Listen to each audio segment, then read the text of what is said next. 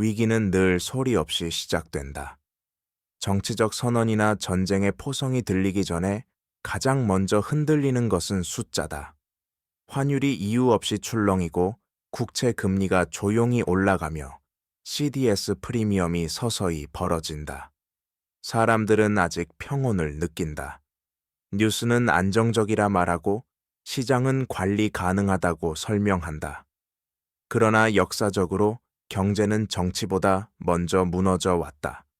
지정학적 갈등은 항상 경제의 가장 약한 고리를 먼저 건드린다. 무역로 에너지 자본 이동 통화 신뢰가 동시에 시험대에 오른다. 그 순간부터 위기는 되돌릴 수 없는 방향으로 흐르기 시작한다. 이 다큐멘터리는 정치적 사건의 결과가 아닌 그 이전 단계에서 이미 진행되고 있던 경제 붕괴의 신호를 추적한다. IMF 구제금융이 발표되기 전, 아르헨티나가 디폴트를 선언하기 전, 그리스가 유로존의 균열을 드러내기 전에도 시장은 이미 알고 있었다. 금리는 말했고 환율은 경고했으며 유동성은 조용히 말라갔다. 하지만 그 신호는 대부분 무시되었다. 지정학은 단순한 외교 문제가 아니다. 그것은 자본의 이동 경로를 바꾸고 투자 심리를 얼어붙게 만들며 개인의 일상까지 침투한다. 주택 가격이 멈추고 대출 문턱이 높아지며 기업의 현금 흐름이 급격히 악화된다. 정치적 선택은 나중에 평가받지만 경제적 충격은 즉시 삶을 흔든다. 이 이야기의 출발점은 바로 그 지점이다. 여기서부터 경제가 무너지기 시작한 진짜 이유를 따라간다. 위기의 징후는 언제나 동일한 순서로 나타난다. 가장 먼저 외환 시장이 반응한다. 지정학적 긴장이 높아지면 자본은 안전한 통화로 이동하고 신흥국 통화는 설명 없이 약세를 보이기 시작한다. 환율 변동성은 커지지만 아직 위기라는 단어는 등장하지 않는다. 그 다음은 금리다. 국채 금리가 오르고 장당히 금리 구조가 뒤틀린다. 정부의 재정 신뢰에 미세한 금이 가기 시작하는 순간이다. 이 시점에서 CDS 프리미엄은 조용히 상승한다.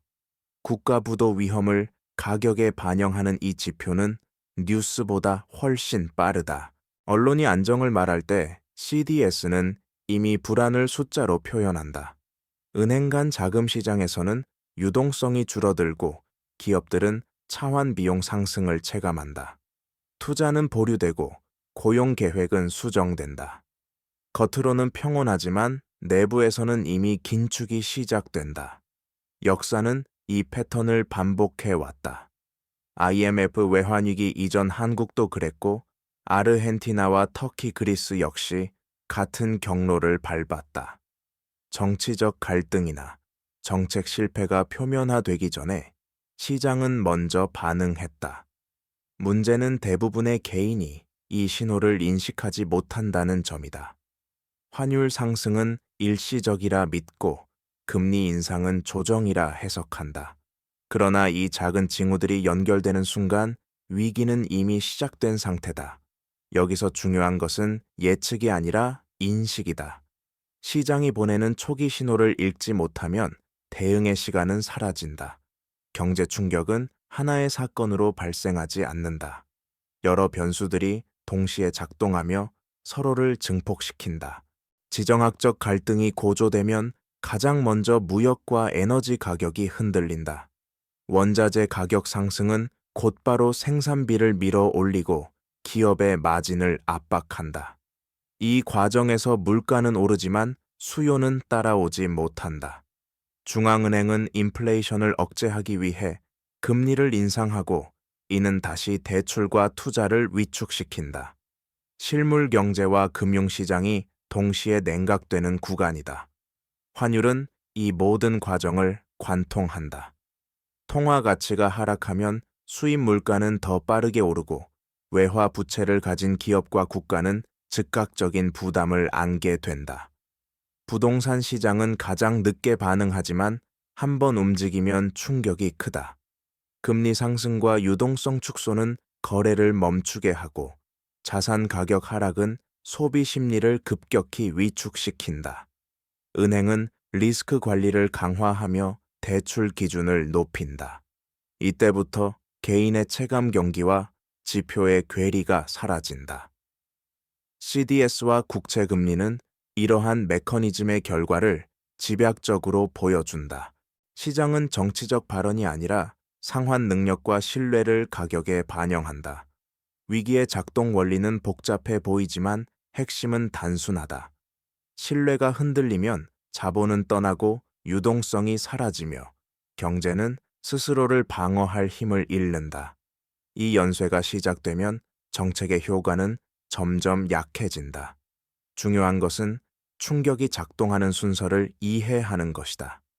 그래야만 다음 단계에서 무엇이 무너질지 예측할 수 있다. 글로벌 사례를 비교하면 위기의 본질은 더욱 분명해진다. 아르헨티나는 정치적 불안과 재정 적자가 결합되며 통화 신뢰를 잃었다. 환율 통제는 잠시 안정을 준 듯 보였지만 외환 보유액이 줄어들자 시장은 즉시 반응했다. 금리는 급등했고 CDS는 국가 부도를 기정사실화했다. 그 결과는 디폴트와 생활 물가 폭등이었다. 그리스 역시 다르지 않았다. 유로존이라는 보호막 속에서도 재정 신뢰가 무너지자 국채 금리는 통제 불능 상태가 되었고 유동성은 말라붙었다. 정치적 협상은 길어졌지만 경제적 고통은 즉각 국민에게 전가되었다. 터키와 베네수엘라는 지정학과 정책의 충돌이 어떤 결과를 낳는지 보여준다. 터키는 외교 갈등과 중앙은행 독립성 훼손이 겹치며 환율이 급락했다. 금리 인상은 늦었고 인플레이션은 통제 불능으로 번졌다. 베네수엘라는 에너지 의존과 정치적 고립 속에서 통화 가치가 붕괴되었다. 화폐는 기능을 잃었고 사람들은 생필품을 구하기 위해 국경을 넘었다. 이 사례들의 공통점은 정치적 선택이 아니라 시장 신뢰의 붕괴였다. 지정학은 불씨였고 경제는 그 불씨를 증폭시킨 연료였다. 국가는 다르지만 위기가 개인의 삶을 파괴하는 방식은 놀라울 만큼 닮아 있다. 글로벌 사례는 하나의 교훈을 남긴다. 경제는 국경을 넘지만 고통은 언제나 내부에서 시작된다는 사실이다. 이제 시선을 한국 경제로 옮겨보자. 한국은 개방도가 높은 구조를 가진 경제다. 지정학적 긴장이 커질수록 외부 충격에 민감하게 반응할 수밖에 없다. 환율은 그 민감도를 가장 먼저 드러낸다. 글로벌 갈등이 심화될 때 원화는 빠르게 약세를 보였고 외국인 자금은 주식과 채권 시장에서 동시에 빠져나갔다. 이는 단순한 수급 문제가 아니라 한국 경제에 대한 위험 인식이 높아졌다는 신호였다. 금리는 그 다음 단계에서 부담을 키운다. 글로벌 금리 상승과 위험 프리미엄 확대는 국내 금리를 끌어올린다. 가계와 기업의 이자 부담은 즉각 증가하고 특히 부동산 시장에 큰 압박을 준다. 거래량이 줄고 가격이 흔들리기 시작하면 자산을 담보로 한 소비와 투자는 급격히 위축된다. 이 과정에서 중소기업과 자영업자는 가장 먼저 타격을 받는다. 현금 흐름이 막히고 연체율은 서서히 올라간다. CDS 프리미엄과 외환 보유액은 한국 경제의 방어력을 보여주는 지표다. 아직 위기라고 부를 단계는 아닐지라도 지정학적 리스크가 누적되면 이 방어력은 시험대에 오른다. 중요한 것은 위기가 터진 이후의 대응이 아니라 그 전에 어떤 부담이 개인의 삶으로 전가되는지다. 월급의 실질 가치가 줄고 대출 상환 압박이 커지며 미래에 대한 선택지가 좁아지는 순간 위기는 이미 현실이 된다. 정부와 중앙은행의 대응은 언제나 시간과의 싸움이다. 지정학적 충격이 금융시장으로 전이되기 시작하면 정책 선택의 폭은 급격히 줄어든다. 중앙은행은 금리라는 강력한 수단을 가지고 있지만 물가와 경기 사이에서 균형을 맞추기란 쉽지 않다. 인플레이션 압력이 높은 상황에서 금리를 낮추면 환율 불안이 커지고 금리를 유지하거나 올리면 실물 경제의 부담이 커진다. 어느 쪽이든 대가는 존재한다. 재정 정책 역시 한계에 부딪힌다.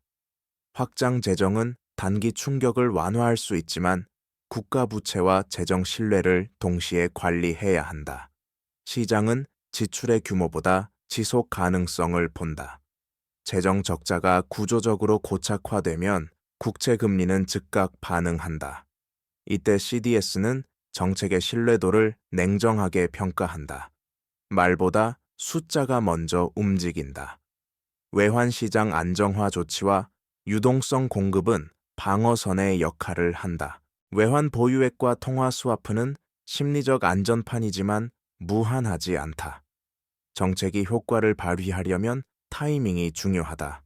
너무 이르면 과도한 낙관을 만들고 늦으면 신뢰를 잃는다. 결국 정부와 중앙은행의 대응은 위기를 없애는 것이 아니라 충격의 속도와 범위를 조절하는 과정이다. 그 사이에서 개인과 기업은 각자의 방식으로 비용을 지불하게 된다. 이 지점에서 개인의 생존 전략은 거창한 예측이 아니라 구조에 대한 이해에서 출발한다. 지정학이 만든 위기는 갑작스럽게 보이지만 개인의 삶에는 단계적으로 새우며 든다. 가장 먼저 점검해야 할 것은 부채 구조다. 금리가 오르는 국면에서 변동금리 대출은 가장 빠르게 부담을 키운다.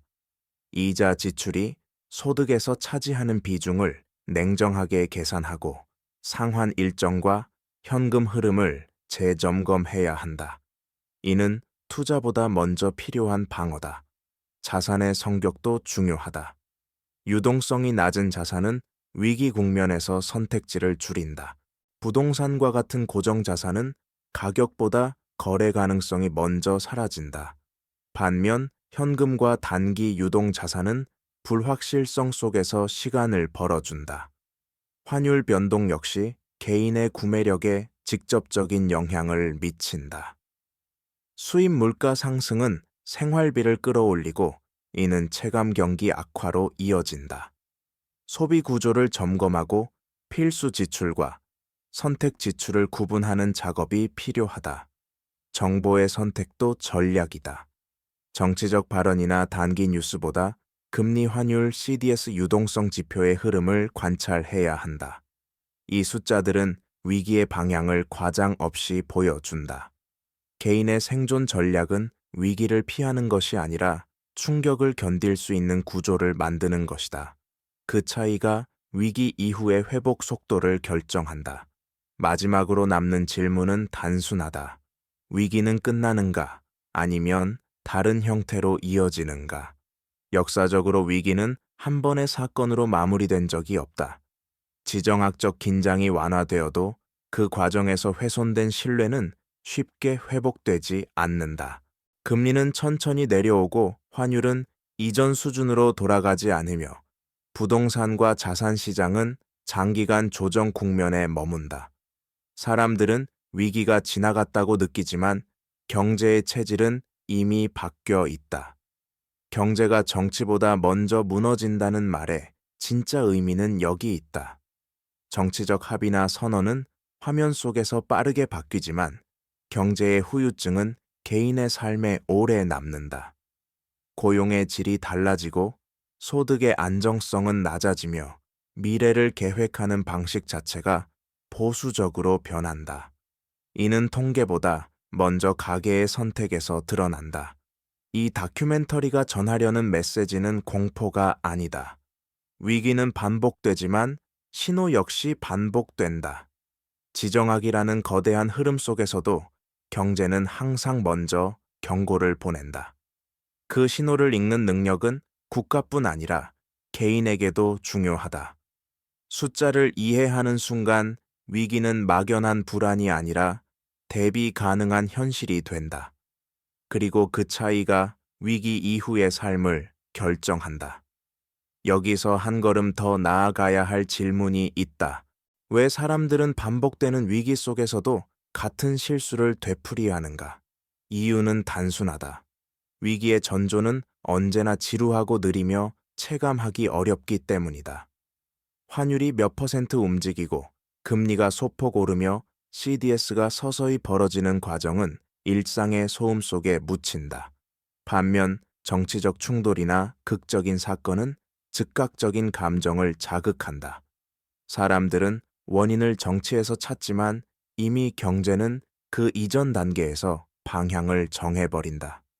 이 간극이 개인에게 치명적인 이유는 대응 시점을 놓치게 만들기 때문이다.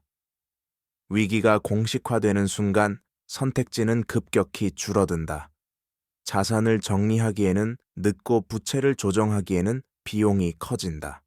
이때부터 개인은 능동적인 판단자가 아니라 구조에 끌려가는 존재가 된다. 한국 사회에서 위기가 남긴 상처가 오래가는 이유도 여기에 있다. 외환위기 이후의 고용구조, 금융위기 이후의 자산 격차는 모두 초기 신호를 무시한 대가였다. 경제를 이해한다는 것은 미래를 맞히는 것이 아니다. 현재 벌어지고 있는 변화의 속도와 방향을 읽는 것이다. 지정학이 다시 흔들릴 때 정치적 뉴스보다 먼저 숫자를 보는 습관이 필요한 이유다. 이 습관이 쌓일수록 위기는 갑작스러운 재앙이 아니라 대비 가능한 과정으로 바뀐다. 지정학적 위기가 장기화될수록 경제의 균열은 구조적인 문제로 전환된다. 당위 충격이 아니라 성장 경로 자체가 바뀌는 순간이다. 글로벌 공급망이 재편되면 기업은 더 이상 가장 효율적인 선택을 할 수 없게 된다. 비용은 올라가고 생산성은 정체된다. 이는 국가 전체의 잠재 성장률을 낮추는 방향으로 작용한다. 숫자로는 천천히 나타나지만 그 영향은 세대 단위로 누적된다. 이 과정에서 금융시장은 끊임없이 신호를 보낸다. 장기 금리는 단기 금리보다 먼저 경제의 체력을 반영한다. 장기 금리가 높게 유지된다는 것은 미래 성장에 대한 신뢰가 낮아졌다는 의미다. 환율 역시 단순한 가격이 아니라 국가 경제의 신뢰 지표로 기능한다. 통화 가치가 회복되지 않는 국면은 위기가 끝나지 않았다는 시장의 판단이다. 개인의 삶에서도 변화는 분명하다. 안정적이라 여겨졌던 직업의 위험도가 높아지고 소득의 변동성은 커진다. 장기 계획보다는 단기 생존이 우선시되며 소비와 투자는 동시에 위축된다. 이는 다시 내수 부진으로 이어지고 경제 회복의 속도를 늦춘다. 지정학이 만든 위기의 연쇄는 이렇게 개인의 선택을 바꾸고 그 선택이 다시 거시경제를 압박하는 순환을 만들어낸다. 위기가 구조화되는 국면에서 가장 위험한 착각은 적응이 곧 안정이라는 믿음이다. 환율이 높은 수준에서 고착되고 금리가 장기간 유지되면 사람들은 이를 새로운 정상으로 받아들인다. 하지만 시장은 적응했다고 해서 회복했다고 판단하지 않는다. 오히려 이러한 고착은 위험이 해소되지 않았음을 의미한다. 기업은 비용 구조를 낮추기 위해 투자와 고용을 줄이고 가게는 소비를 최소화한다. 경제 전반의 활력이 서서히 사라지는 구간이다. 이 시기에 나타나는 특징은 지표 간 괴리다. 물가는 높지만 성장은 둔화되고 고용률은 유지되는 듯 보이지만 질은 빠르게 악화된다. 단기 통계는 위기를 부정하지만 장기 지표는 다른 이야기를 한다. 부채 비율은 높아지고 생산성은 정체되며 잠재 성장률은 낮아진다. CDS와 장기 금리는 이러한 구조적 변화를 가장 먼저 반영한다. 개인은 이 국면에서 선택의 기준을 다시 세워야 한다. 과거의 성장 환경을 전제로 한 판단은 더 이상 유효하지 않다.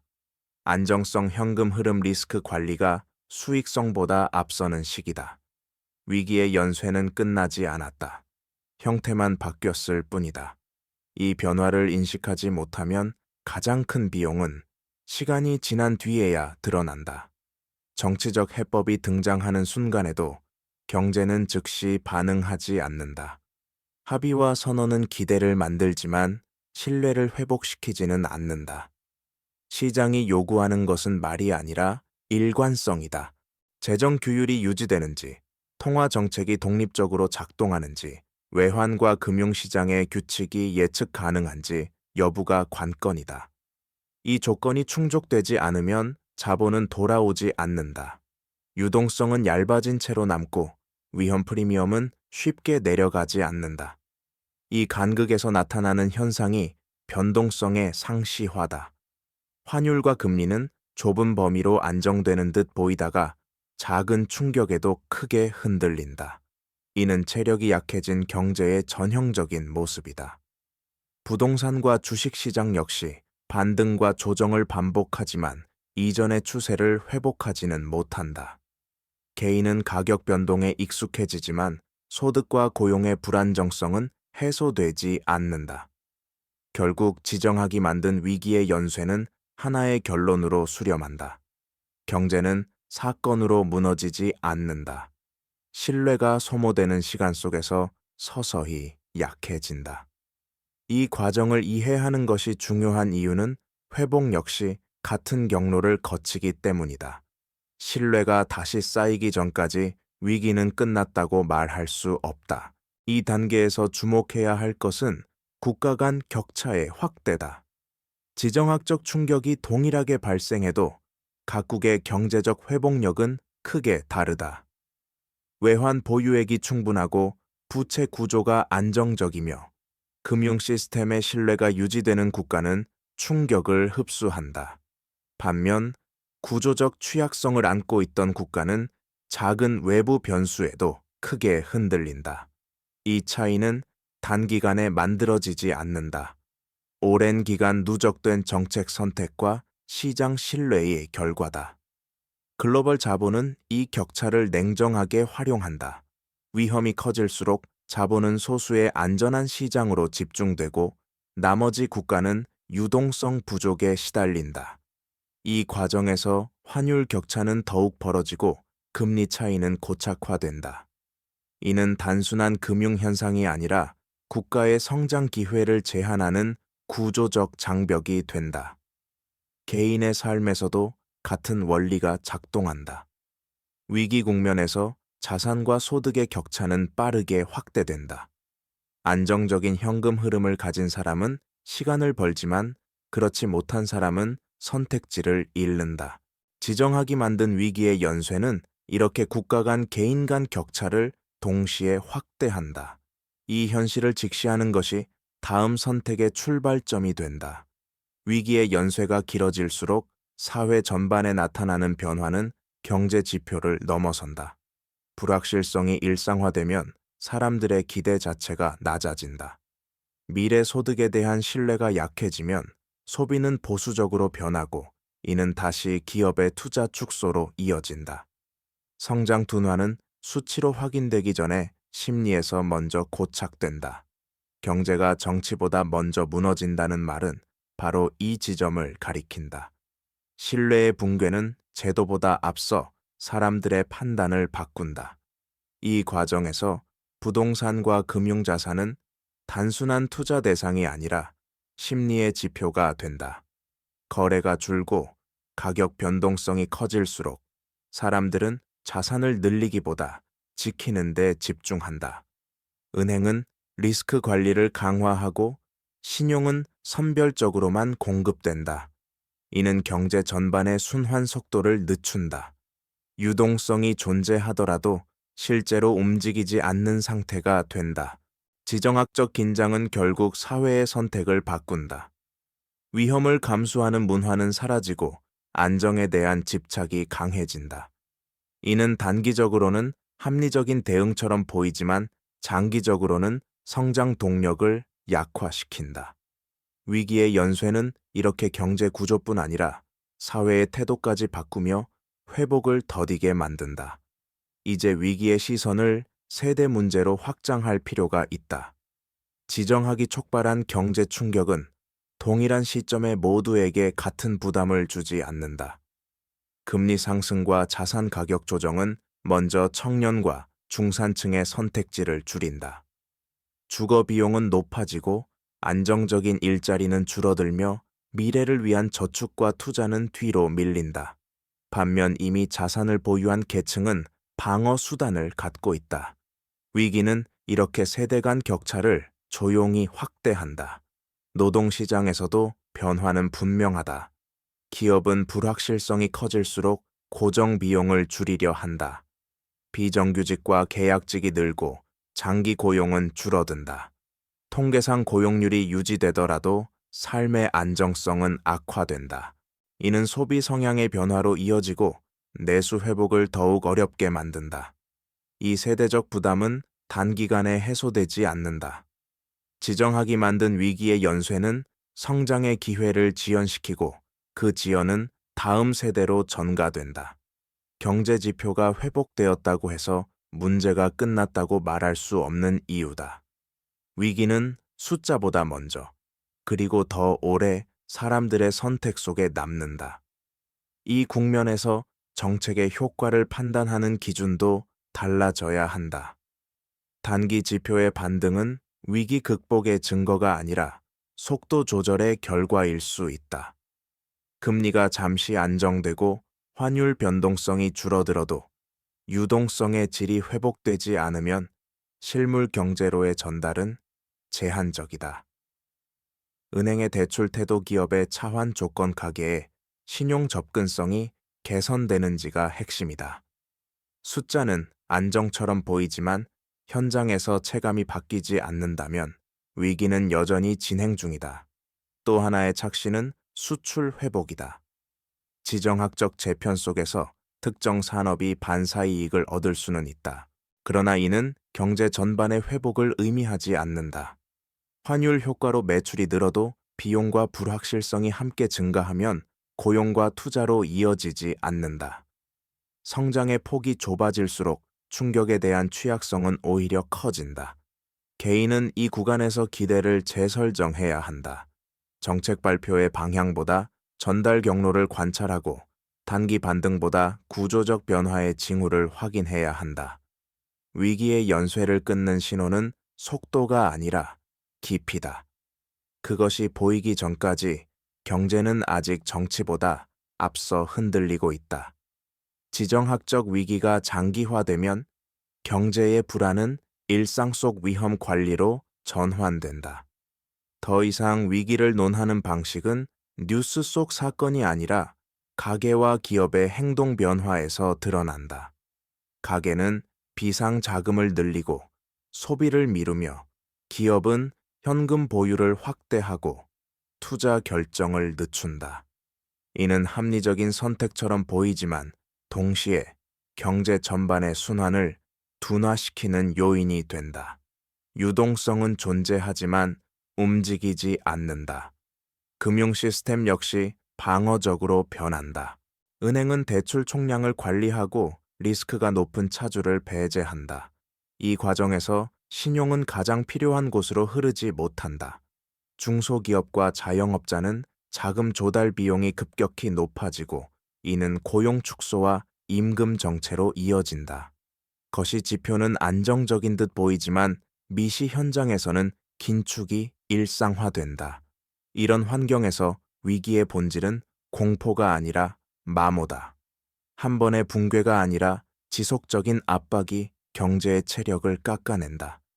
지정학이 만든 위기의 연쇄는 이렇게 서서히 삶의 여지를 줄인다. 이 변화를 인식하지 못하면 사람들은 왜 힘든지조차 설명하지 못한 채 지쳐간다. 이제 다시 금융지표로 돌아가 보자. 위기가 장기화되는 국면에서 가장 중요한 변화는 변동성의 성격이다. 위기 초반의 급격한 변동은 공포에서 비롯되지만 시간이 지날수록 변동성은 낮아진 듯 보인다. 그러나 이는 안정이 아니라 무감각에 가깝다. 환율과 금리가 높은 수준에서 좁은 범위로 움직일 때 시장은 위험을 가격에 이미 반영한 상태다. 이 구간에서 작은 외부 충격은 이전보다 더 큰 파장을 낳는다. CDS 프리미엄이 쉽게 내려오지 않는 이유도 여기에 있다. 단기 뉴스가 개선되어도 구조적 불확실성이 해소되지 않으면 위험 프리미엄은 유지된다. 이는 국가와 기업의 자금 조달 비용을 지속적으로 높이는 요인이 된다. 결과적으로 투자 결정은 지연되고 장기 프로젝트는 축소된다. 경제의 시간표가 느려지는 순간이다. 개인의 삶에서도 이 변화는 분명하다.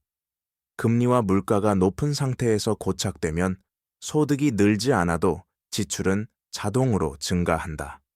생활의 여유는 사라지고 미래를 준비할 여력은 줄어든다.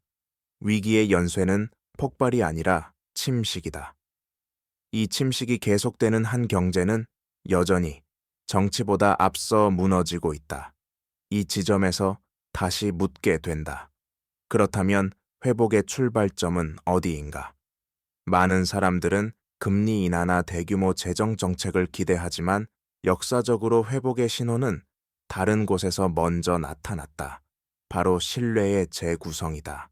환율이 급락하지 않고 외국인 자금이 서서히 돌아오며 장기 금리가 안정적인 범위로 내려오는 과정은 시간이 걸리지만 분명한 변화다. 이때 CDS 프리미엄이 완만하게 낮아지기 시작하면 시장은 위기의 끝을 논의하기 시작한다. 그러나 이 과정은 정치적 성과로 포장되기 쉽다. 선언과 합의는 빠르게 소비되지만 경제의 회복은 느리다. 개인이 체감하는 변화는 가장 마지막에 나타난다. 고용의 질이 개선되고 임금이 물가를 따라잡으며 대출 조건이 완화되는 데는 긴 시간이 필요하다. 이 간극에서 사람들은 회복을 믿지 못하고 소비와 투자를 주저한다. 지정학이 만든 위기의 연비에는 회복 국면에서도 흔적을 남긴다. 위기를 겪은 경제는 이전보다 보수적으로 움직인다. 이는 약점이 아니라 생존의 결과다.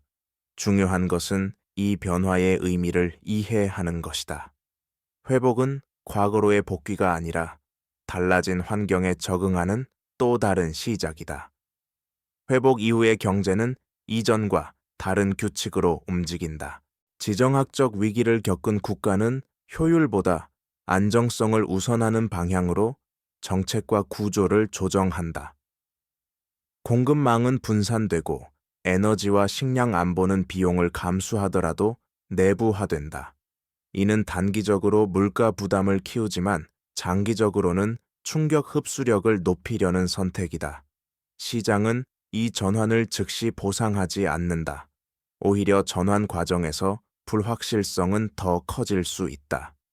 금융시장에서는 리스크 프리미엄이 완전히 사라지지 않는다. 장기 금리는 낮아지더라도 위기 이전 수준으로 돌아가지 않고 환율 역시 새로운 균형점을 찾는다. 이는 경제가 약해졌다는 신호가 아니라 위험을 더 현실적으로 가격에 반영하기 시작했다는 의미다. 이 변화에 적응하지 못하면 정책과 개인의 판단은 계속해서 어긋난다. 개인의 선택에서도 기준은 바뀐다. 높은 성장률을 전제로 한 계획보다 변동성을 견딜 수 있는 구조가 중요해진다. 소득의 안정성 지출에 유연성 부채의 관리가 핵심이 된다. 지정학이 만든 위기의 연쇄는 끝나지 않는다. 다만 그 이후의 경제는 더 조심스럽고 더 느리며 더 현실적인 얼굴을 갖게 된다. 이 변화를 받아들이는 것이 다음 국면을 준비하는 첫걸음이다. 이제 다시 질문의 처음으로 돌아가야 한다. 왜 경제는 정치보다 먼저 무너지는가? 그 이유는 경제가 기대와 신뢰라는 보이지 않는 자산 위에 서 있기 때문이다. 정치적 결정은 제도와 법률을 통해 단계적으로 작동하지만 경제는 사람들의 판단이 바뀌는 순간 즉시 반응한다. 지정학적 불안이 커질 때 기업은 투자를 미루고 금융기관은 위험을 줄이며 가계는 지출을 통제한다. 이 집단적 행동 변화가 누적되면 정책이 개입하기 전에 이미 경기의 방향은 정해진다. 이 과정에서 중요한 점은 누구도 의도적으로 위기를 만들지 않는다는 사실이다. 각 주체는 합리적으로 행동하지만 그 합리성이 모여 비합리적인 결과를 낳는다. 자본은 안전을 찾아 이동하고 그 이동이 다시 불안을 증폭시킨다. 환율과 금리 CDS는 이 집단 심리의 결과를 가장 먼저 보여주는 지표다. 개인의 삶에서도 같은 논리가 적용된다. 불확실성이 커질수록 사람들은 위험을 피하려 하고 그 선택은 단기적으로는 안전해 보이지만 장기적으로는 기회를 줄인다. 경제가 먼저 무너진다는 말은 파괴가 아니라 방향 전환을 의미한다. 그 방향을 읽지 못하면 정치는 항상 뒤늦은 해명을 하게 된다. 지정학적 위기가 남긴 가장 깊은 흔적은 불신의 기억이다. 위기를 겪은 사회는 숫자가 안정되어도 쉽게 안심하지 않는다.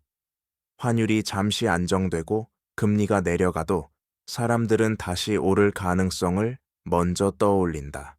이는 비관이 아니라 학습의 결과다. 한 번 무너진 신뢰는 단순한 회복으로는 돌아오지 않는다. 경제 주체들은 항상 최악의 시나리오를 전제로 판단하기 시작한다. 이 기억은 정책의 효과를 제한한다. 중앙은행이 완화적 신호를 보내도 기업은 투자를 망설이고 가게는 소비를 늦춘다. 과거의 위기 경험이 행동을 규정하기 때문이다. IMF 외환위기 이후 한국 사회에 뿌리내린 위험 회피 성향도 같은 맥락이다.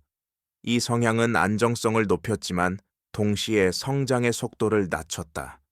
지정학이 만든 위기의 연쇄는 이렇게 경제의 심리적 구조까지 바꾼다. 개인에게 이 기억은 양면성을 가진다.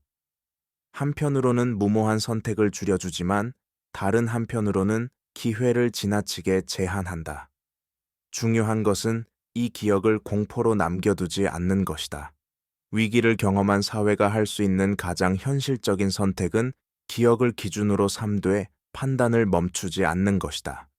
그 지점에서 경제는 다시 움직일 수 있다. 이제 남은 과제는 개인이 이 거대한 구조 속에서 어떤 태도를 취할 것인가다.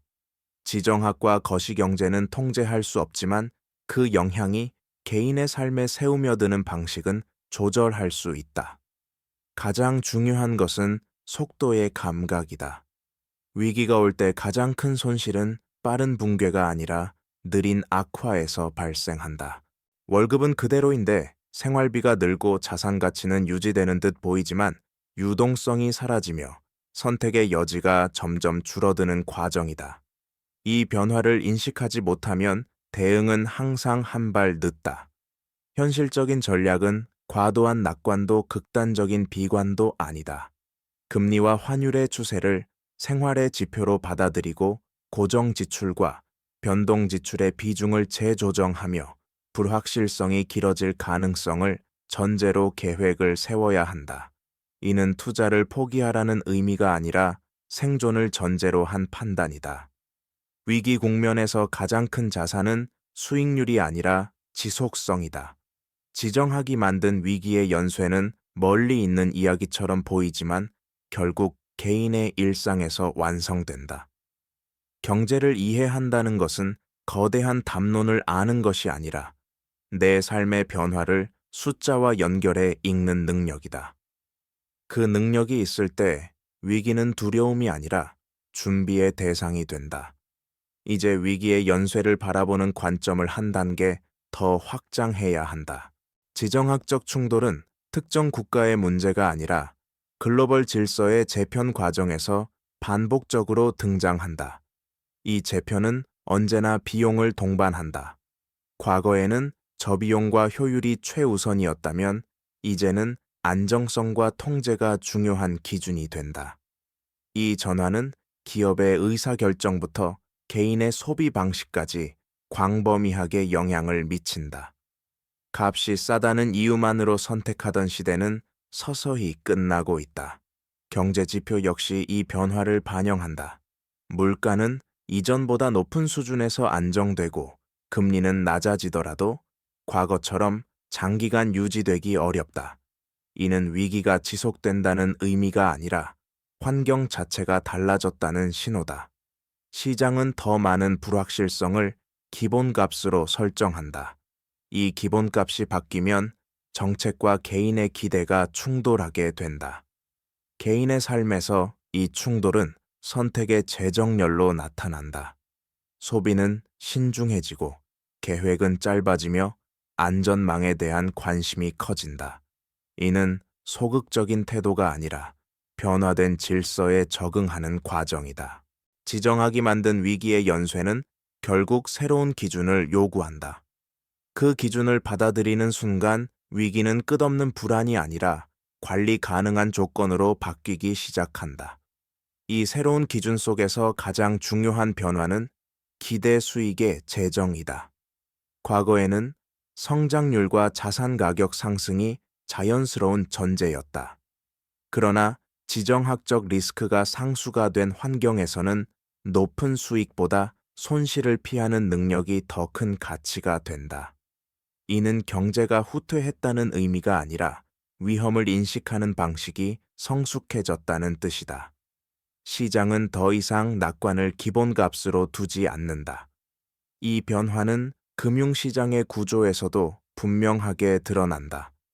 장기 자본은 단기 수익보다 안정적인 현금 흐름을 선호하고 투자는 빠른 회수보다는 지속 가능성을 기준으로 평가된다. 국채와 통화의 신뢰도는 단기 정책보다 제도적 일관성에 의해 좌우된다. 지정학적 불확실성이 반복될수록 시장은 말보다 축적된 기록을 중시한다.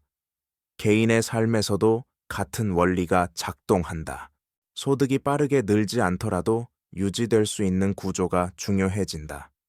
지출을 통제하고 리스크를 분산하며 예상치 못한 충격을 흡수할 여지를 남기는 선택이 장기적으로 더 큰 자유를 만든다. 지정학이 만든 위기의 연쇄는 결국 한 가지 질문으로 수렴한다. 우리는 불확실한 환경에서 얼마나 오래 버틸 수 있는 구조를 갖고 있는가? 그 답이 앞으로의 경제를 결정한다. 이제 남은 것은 책임의 문제다. 위기는 외부에서 시작되지만 그 충격을 어떻게 분배할지는 내부의 선택에 달려 있다. 지정학적 긴장이 높아질수록 취약계층은 더 큰 부담을 지게 된다. 금리 상승은 동일하지만 감내 능력은 다르다. 정책이 평균을 기준으로 설계될 때 가장자리에 있는 사람들은 보호받기 어렵다. 이때 사회적 안전망의 역할이 중요해진다.